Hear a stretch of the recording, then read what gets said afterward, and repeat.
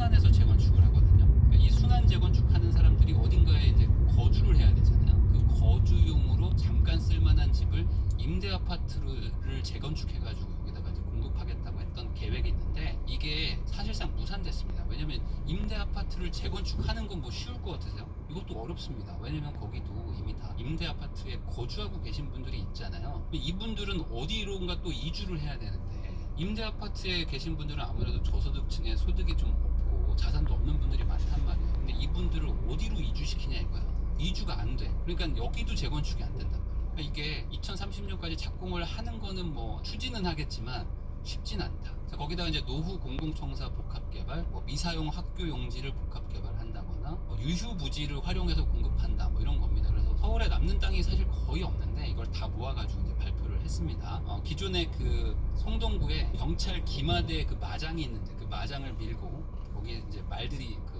훈련하는 마장이 있잖아요. 그걸 밀고 거기다 좀 임대 아파트를 공급한다거나 뭐 이런 것들을 발표한 게 있는데 몇 개 더 나왔어요. 그래서 성대 야구장, 위례 업무용지, 한국교육개발원이라고 해서 여기 서초구에 있는데 이게 우면동 그 산자락에 있거든요. 거기가 지금 뭐 안 쓰고 있는 건물 부지가 있답니다. 이걸 제가 찾아보니까 4,400평 정도 되더라고요. 여기 한 700호 정도를 짓는다고 하는데 뭐 용적률을 얼마를 주느냐에 따라서 뭐 다르긴 하지만 그래도 아마 뭐 소형으로 1, 2인 가구들 사는 것들 위주로 공급하지 않을까 뭐 추정은 되는데 어쨌든 이런 것들 모아봐도 사실 뭐 한 3, 4천호밖에 안 되거든요. 그러니까 이런 것들이 사실 주력이라고 말하기에는 양이 너무 적다. 자, 인허가 속도를 올리겠다고 한 것도 있습니다. 이거는 뭐 나쁜 건 아니에요. 어쨌든 병행할 수 있는 것들은 최대한 빨리빨리 해가지고 정부 차원에서, 그러니까 지자체 차원에서 시간 끌기는 하지 않겠다. 이거는 뭐 좋은 방향인 것 같습니다. 다만 이제 이게 병행하면서 이제 후회는 부분도 분명했을 거예요. 그래서 처음에는 잘 되는 것처럼 빨리빨리 인허가를 당겼다가 나중에 가서 봤더니 뭐 서로 충돌하는 거죠. 그래가지고 다시 하세요. 뭐 이런 일들이 좀 일어나는 단지들도 있거든요. 뭐 그런 것처럼 속도를 줄여주는 건 당연히 좋지만 이게 단계별로 계단식으로 올라가는 게 아니라 동시에 진행하는 그런 인허가들이 많다 보니까 잘 해야 된다. 그렇지만 어쨌든 뭐 좋은 거는 맞는 거죠. 속도를 단축시켜주는 게 있으니까. 자, 통합심의 같은 것들은 최대한 좀 빨리 하고 그리고 이제 뭐 기부 체납 부담률을 정해준다. 이건 되게 좋은 거예요. 왜냐면 지금도 지자체들에서 기부 체납, 그러니까 아까 말한 공공성 강화 있죠. 이 공공성 강화하는 그 기준을 마음대로 정해요. 그러다 보니까 이 단지에서는 뭐 예를 들어 10%만 가져가고 저 단지에서는 15% 가져가면 반발이 생길 거 아니에요. 그러다 보니까 이거에 대해서 논란이 많았는데 어느 정도 정부가 그 가르마를 타주겠다는 겁니다. 상한율도 정해주고 하는 거예요. 이런 것만 보면은 어느 정도 정부에서도 이거 좀 재건축이나 재개발 빨리 하겠다라고 생각은 하는 것 같아요. 근데 가장 핵심인 재건축 초과이익 환수제는 그냥 그대로 진행한다고 합니다. 이게 뭐지? 이것 때문에 안 되는데 이게 사실 거대한 벽이거든요. 이게 그냥 소양강 댐 같은 거예요. 이게 댐이 하나 딱 서 있는데 댐은 그대로 두고 여기서 이제 물길에 있는 그 청소를 좀 한다는 거거든요. 물이 좀 잘 흐르게. 어차피 의미가 없는데 댐이 이렇게 앞에 서 있는데 어쨌든 이거는 그냥 한다고 합니다. 자, 사업성도 올려주겠다고 하는데 자, 용적률 일부 지역에 좀 늘려주려고 하는 게 있어요. 뭐 한시적으로 적용하는 것도 있고 그리고 임대주택 공사비도 인상한다. 이게 뭐냐면 임대주택을 공급을 해야지만 그래야지만 이제 인허가를 해주는 게 있습니다. 그래서 요즘에 재건축하고 뭐 재개발하면 다 임대 아파트가 지어지잖아요. 근데 그 임대 아파트를 짓는 공사비 있죠. 그 공사비를 사실상 원가보다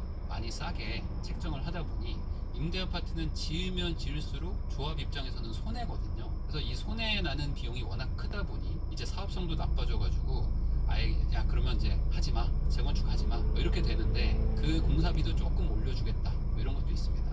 그리고 더 중요한 거는 이거예요. LH나 뭐 SH 같은 거 지방공사를 다 포함해서 공동 시행을 하면, 그러니까 시행을 같이 하면 민간도 하고 같이 거기에 이제 공공이 같이 들어가서 설계 단계부터 막 이렇게 시행을 하겠죠. 그러면은 절차를 좀 간소화해 주는 게 있습니다. 아까도 말했듯이 공공성을 강화하는 거를 기준을 잡고 너가 공공성을 강화해 기부 체납이든 뭐든 이런 것들을 많이 해준다고 약속하면 절차를 간소화 시켜준다는 거예요. 그런 거 안 해? 그러면은 간소화는 없지. 가능하면 공사랑 뭐 협업을 하거나 공공성을 좀 강화해 준다면은 너가 공급하게 해줄게라는 분위기로 가는 거예요. 그러니까 이게 속도를 올리는 거가 아닌 것 같은데 이게. 비아파트 대책이 나왔습니다. 뭐냐? 비아파트 신축은 매입해주겠다. 그러니까 이제 신축을 많이 지어라 그러면은 우리가 정부가 이제 기금을 만들어서 매입을 해준다고 했는데 상가를 또 오피스텔로 전환하거나 뭐 지금 생숙이 제일 문제잖아요. 생활형 숙박시설 지어놓은 게 꽤 많은데 이게 한 4, 5만 원 되죠. 얘를 오피스텔로 전환하려고 하는데 이게 뭐 건축법에 걸리고 해서 지금 계속 지지부진한데 이것도 조금 더 전향적으로 열어주려고 하는 것 같아요. 다만 문제는 이제 기존의 지어진, 그러니까 소위 말하는 기축이라고 하죠. 그 오피스텔, 도시형 생활주택, 빌라 같은 데들도 지금 되게 시장이 힘들잖아요. 여기에 대해서는 대책은 없다. 그러니까 새로 짓는 거는 그렇지만 기존 시장은 딱히 뭐를 안 해준다는 거예요. 자, 그럼 이게 뭐가 문제냐? 기존 시장이 안 좋아요. 박살나 있는데 신축을 할까요? 여러분들 이걸 할까요? 안 하죠. 기존에 있는 시장이 어느 정도 좀 활성화가 되고 좀 살아나는 분위기가 느껴져야지 사업을 시작할 거 아닙니까? 그래야 사업성도 좀 나오고. 근데 신축은 뭔가 해주겠지만 기존 구축들은 그냥 내버두겠다라고 하면은 사실상 신축도 안 된다. 시장 감독을 철저히 해야겠다라는 게 있습니다. 뭐냐면 이거예요. 지금 부동산 시장에 뭔가 세력이 있다. 이런 얘기들을 하시는 분들이 엄청 많아요. 그리고 이 사람들이 뭐 자전거래를 하고 해서 뭐 무슨 세력화가 돼가지고 뭐 엄청나게 집값을 올리고 뭐 한다는데 이거는 이제 주식을 하는 분들이 약간 이런 얘기를 많이 하더라고요. 이게 없다. 이런 거는 뭐 소수가 뭐 하긴 하겠지만 도대체 이걸 몇 년째 싸우는 건지 이게 문재인 정부 때부터 부동산 시장에 어떤 세력이 있고 자전거래를 막 돌리고 분요회가 막 집값을 담합해가지고 엄청나게 올린다라고 하는데 그런 일들이 만약에 있었다면 그러면은 여러분들 잘 한번 생각해보세요. 기사에 다소 특별되지 않았을까요? 여러분들 항상 그 보면요 국세청이 의심 신고 사례를 경찰청에다가 의심 사례를 통보했다 이런 거는 나오지만 실제로 그 세력의 주체 있잖아요. 무슨 보이스피싱도 대장이 있을 거 아니에요. 그런 사람이 막 잡혀가지고 알고 봤더니 막 한 50조 정도 규모의 대규모 부동산 사기 집단을 발각해가지고 그 집단의 수개를 잡아 넣어가지고 징역을 막 20년, 30년 살게 하고 하는 일들이 일어났어야 되지 않나요? 벌써 이걸 한 10년째 하고 있는데 근데 보면 항상 의심 사례는 전달하지만 수개가 잡히지를 않아. 도대체 그 사람들은 누굴까요? 없어요. 실제로 그렇게 하지 않습니다. 뭐 분여회에서 모르겠네요. 분여회에 있는 분들이 모여가지고 뭐 우리 집값 얼마 올려야 되지 않아요? 뭐 이런 얘기를 하실 수는 있지만 그분들이 정말 거대 어떤 그 금융 조직이고 그런 분들이 정말 수조 원을 가지고 시장을 왜곡하고 있을까? 저는 아닐 것 같거든요. 근데 이런 것들이 잘 안 되는 시장인 거를 아는데도 불구하고 여기 지금 취득세, 양도세 뭐 거기다가 이런 거 한번 하면은 이 벌금도 엄청나게 강하고요. 다 자격증 날라가는데 안 되잖아요. 그러니까 이런 걸 하는 사람이 거의 없거든요. 근데 이거를 지금 또 잠시 한다고 후 합니다. 그래서 이번에 50km 강화하는데 신호 이게 위반 옛날에 단속 나왔던 얘기입니다. 구간입니다. 그래서 이제 금융감독원처럼 부동산 감독원을 만들어가지고 그런 것들을 정부 통폐합을 다 해서 확실하게 권한을 주고 사기를 치는 세력을 확실하게 이제 단속하겠다라는 건데 주식에서는 뭐 그런 게 있을 수 있죠. 당연히 주식은 워낙 뭐 자전거래가 가능하니까. 근데 여기는 그것도 안 되는데 모르겠습니다. 어쨌든 한다고 하니까 이것도 뭐 해서 그런 사람들이 뭐 소수나마 잡히는 건 어쨌든 시장을 안정화시키는 거니까 도움은 될 거라고 보지만 이게 집값의 왜곡 현상의 주력은 아니라는 거죠. 자, 대출 규제하겠다는 게 오히려 지금 더 나왔어요. 그래서 이것도 좀 문제인데 뭐냐면 규제 지역의 LTV를 강화했습니다. 지금 규제 지역의 대출이 50%밖에 안 되는데 40%로 더 낮춘다는 거야. 근데 어차피 의미가 없죠. 6억 이상은 대출을 안 해주고 규제 지역이 지금 강남 3구가 용산인데 여기는 어차피 평균 주택 가격이 25억에서 30억이 넘는 것들이에요. 40% 대출을 받아봐야 어차피 6억 제한에 걸려가지고 되지도 않는 지역들입니다. 근데 왜 이렇게 낮췄을까요? 이 규제 지역을 늘릴 확률이 높다. 앞으로는. 거기다가 주택 매매 임대사업자는 대출을 제한합니다. 그래가지고 지금은 임대사업자나 매매사업자로 대출이 좀 나왔는데 이제 임대사업자와 주택 매매사업자로는 대출을 아예 제로로 만든다는 거예요. 자, 여러분도 한번 생각해보세요. 공급을 늘릴 건데 임대를 하고 뭔가 집을 거래하는 사람들한테 대출을 받겠다는 건데 그럼 어떻게 하는 거야? 임대사업을 막는 거잖아요. 이거는 임대사업을 막겠다는 겁니다. 공급을 늘리는데 임대사업을 막을 거예요. 어떻게 공급을 하죠?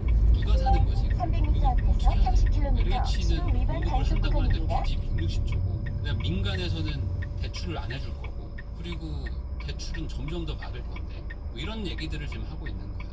자, 전세 대출 한도도 일원화를 합니다. 그래서 지금 이제 서울 보증 기금이었나? 서울 보증보험이죠. 여기가 이제 3억까지 해주고 나머지는 뭐 2억 2천 2억 해주는데 1주택자도 지금 전세 대출을 받는 경우가 있거든요. 여기도 이제 2억으로 다 통일한다는 거예요. 그러면 뭐 이게 엄청 강력한 규제라고 보기는 어렵지만 이제는 1주택자가 누군가한테 전월세를 주고 자기도 전세나 월세를 사는 분들이 있을 거 아닙니까? 그러면 이런 사람들을 규제를 좀 한다는 거예요. 그러니까 실거주를 유도하는 거죠. 실거주 유도. 1주택자 전세 대출을 규제한다는 거는 그 사람이 어딘가에 집은 남한테 빌려주고 있을 거 아니에요. 그거를 이제 또 이렇게 실거주를 유도를 하게 되면 아마 좀 살기 좋은 동네의 전월세가 조금이라도 줄어들 것 같은데. 자, 토지거래 허가구역을 지정권자를 확대합니다. 이게 가장 또 핵심인데 뭐냐면 지금은 국토부 장관도 토어제를 걸 수가 있고요. 지자체장도 토어제를 걸 수 있는데 국토부 장관은 시와 도의 경계에 이렇게 걸쳐져 있는 곳들 있죠. 그러니까 지자체장 혼자서 걸 수 없는 애매하고 광범위한 지역 이런 데들은 국토부 장관이 겁니다. 근데 이거를 국토부 장관이 개별 지자체도 걸 수 있게 바꾸겠다는 거예요. 그러니까 이게 무슨 소리냐? 이제 예를 들어 서울시장이 토어제를 하고 싶지 않아요. 근데 국토부 장관이 걸어버릴 수가 있고 반대로 서울시장이 토어제를 걸어도 국토부 장관이 해제를 할 수 있다는 겁니다. 한마디로 이제 정부가 지자체랑 상관없이 토어제를 걸 수 있다. 풀 수도 있고요. 그래서 이 정책 총평을 해보면요, 이 상충되는 정책이 지금 동시에 나오고 있습니다. 그래가지고 야 이거 어떡하지? 라는 생각이 막 먼저 들고요. 두 번째로 야 이거 도대체 앞으로 어떡하려고 하는 거냐 라는 생각이 좀 들어요. 그러니까 무슨 소리냐? 지금 전월세가 지금 심각하거든요.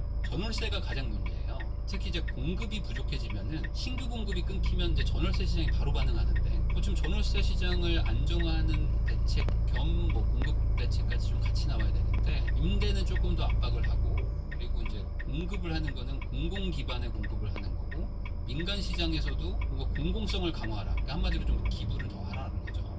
정부에게 협조적으로 하면 지원을 해준다는 식으로 간다는 겁니다.